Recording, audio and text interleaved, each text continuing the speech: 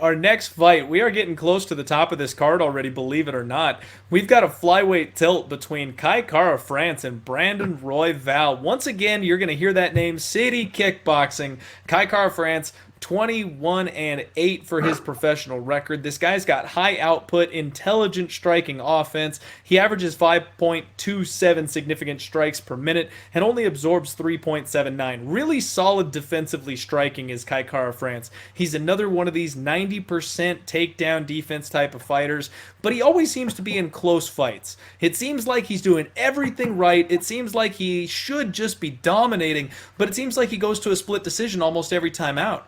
And now he's taking on Brandon Royval, who's kind of the newest, hottest kid on the block at flyweight. 11-4, long, rangy, big knees. He can throw those up the middle without any type of warning. Heavy leg kicks, creative, wild striking, and a nasty submission game. How are you looking to play this one, Matt?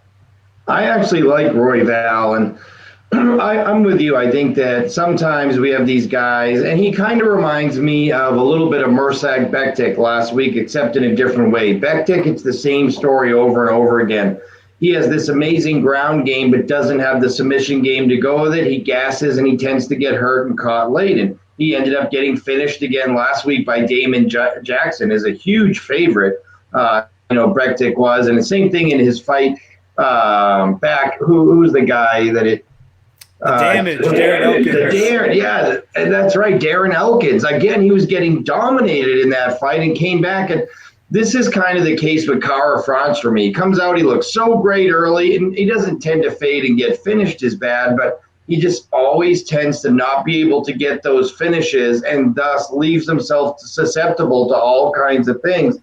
And Royval is a lot bigger guy. We're talking about a guy who's won 6 of 7. His only loss was to Casey Kenny, and Casey Kenny was hot for a while. That's a tough dude. High on Casey Kenny. Yes. And then to come in and finish Tim Elliott in your first fight, that was really impressive because Tim Elliott's a tough dude. Look, I think Royval, his height, his size is going to pose some problems here. And if this one does go to the ground, because let's face it, with flyweights, I mean, you just get in crazy scrambles sometimes. If they do get into a scramble, Royval has a lot of different ways to end this.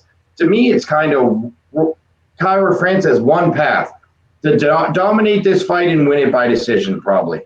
But every other path to victory, a potential big knockout from the bigger guy or a submission in one of the grappling exchanges, all points toward Royval, and we're getting a big plus. I'm probably going to be on the dog here in this one. Matt, I'm so happy you said that. I could not agree more. So something I do that's a little bit of a shtick, it's a little bit of a gimmick, but I've got the old faithful City Kickboxing parlay. When these guys are on the fight card all at the same time, I like to just string them all together, bet them all at the same time, and get a huge payout. The first time I did that, it was 7-1, I want to say, because that was before everyone knew about City Kickboxing. And now it doesn't pay nearly as well because they're all these giant -200, -300 favorites.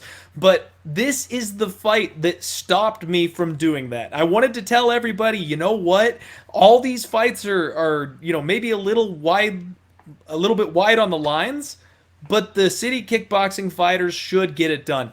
This is the one that made me go, you know what? I am not going to do my City Kickboxing parlay because I legitimately think that Brandon Royval stands a good shot at winning this fight. I know he's the new kid on the block. I know he doesn't have as much experience, but I think we've seen the finished product of Kai Kara France.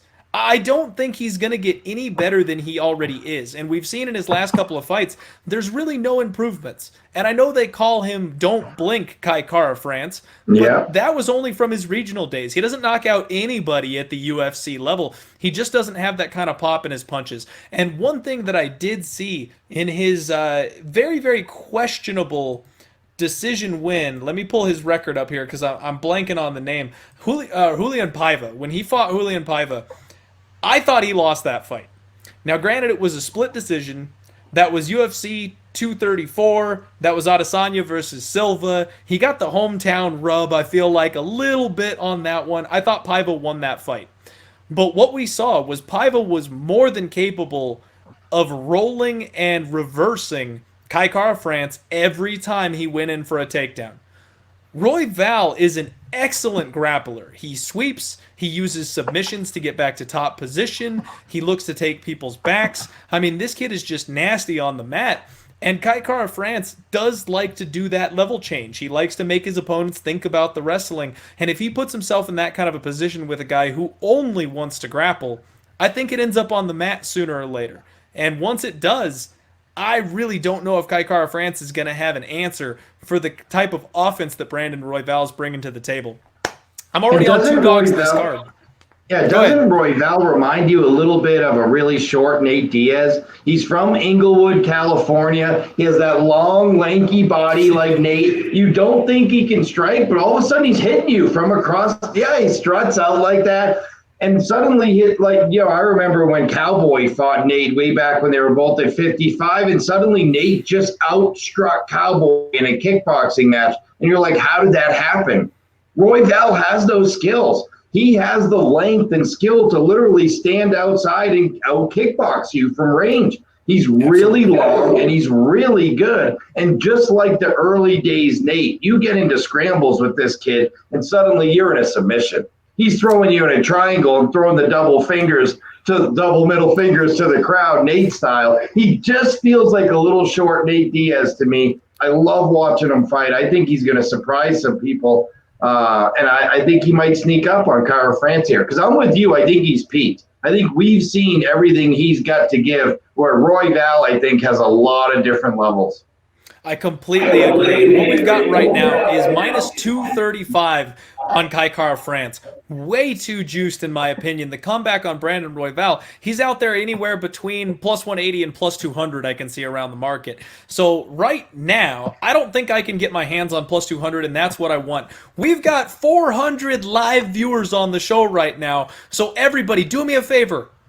Don't run out and bet it yet. We want more money to come in on Kai Kara France. We want to get a little bit wider of a line before we hit Brandon Royval. I'm fully planning on making this bet. And if I can give you just one more angle that I like on this fight, I love that you made the comparison of Royval to Diaz. Somebody who he reminds me a lot of is Brandon Moreno. Now, he doesn't have quite the sharp boxing of Brandon Moreno, but he's got that same warrior spirit, and he's got that same grappling ability. And if we go back to what I said about Paiva, I think that Kai Kara France lost the fight against Paiva. He lost the fight against Brandon Moreno, too. He seems to struggle with these guys that have the range advantage on him, and he seems to struggle with these guys that are able to handle him on the mat, and I think that Brandon Royval poses those exact same problems. So it's not an official pick yet, because I'm hoping I can get a better line, but I'm playing Brandon Royval this weekend. Yeah, I'm playing it regardless. Even if I can't get better, if I can only get 185 or 190, I like everything about him. I love watching him fight. So I'm right there with you. I will absolutely take it, but I'm notoriously bad at reading the market. I always seem to think that people are going to see what I see, so I jump on these underdogs as quickly as I possibly can, trying not to lose out on that dog price tag. What I'm seeing right now, though, is the line is creeping wider. People are betting Kai Kara France. People are parlaying Kai Kara France. So because of that, I'm going to try to exercise a little bit of patience. And even though I'm more than happy on rolling the dice at plus 190, I wouldn't hate if I could get plus 210 or plus 220. And maybe to your point, one of the things that maybe is going to benefit us getting a better line here is that City Kickboxing is one of the featured gyms. That's a valid point. They are one of the featured gyms, and that's where I mentioned the hometown rub that they got. We're in Abu Dhabi this time. We're not in New Zealand. We're not in Australia. We're not down under where these are the hometown fighters. We're in Abu Dhabi. And one thing that I noticed in Abu Dhabi, Matt, is that they are very, very favorable to fighters who have high volume and they count leg kicks. If you don't do anything with your grappling, they don't count as much for you. So these fighters that are blanket wrestlers, they don't do well in Abu Dhabi. You get fighters that are built, honestly, like the City Kickboxing guys, they score extremely well, and we're winning fights that a lot of people were crying robbery on in Abu Dhabi, and I'm keeping that read in my back pocket for when we make these bets. The reason I'm okay with going against that here on Brandon Royval is because of the line, and also because of the fact that I think Royval actually has an outside shot at finishing this fight. Because if it gets to the mat, because he forces it to the mat, that's what he does. I absolutely think that he is live to get that kind of a finish. And you know what? I'm glad we mentioned that because that brings me back to our guy, Min Hakeem Duwadu. That makes me want to bet on Min Hakeem just a little bit because of the amount of offensive output he brings to the table. If he's in a close fight against his opponent, from what I remember with the judging over in Abu Dhabi, they probably give him that nod if it's a close fight.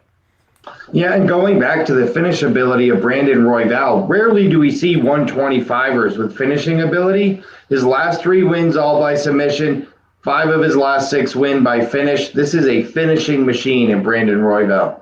Absolutely. He's got it. He has got it, and I think he's a hot prospect. I can't wait to see this kid work.